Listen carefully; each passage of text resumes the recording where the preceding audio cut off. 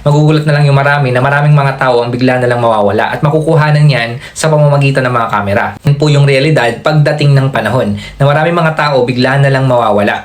Maraming mga tao ang magugulat. Kakalat po yan sa social media at sa iba't ibang mga balita sa buong mundo. So sa pamamagitan po niyan, marirealize ng mga tao pagdating ng panahon na totoo ang rapture.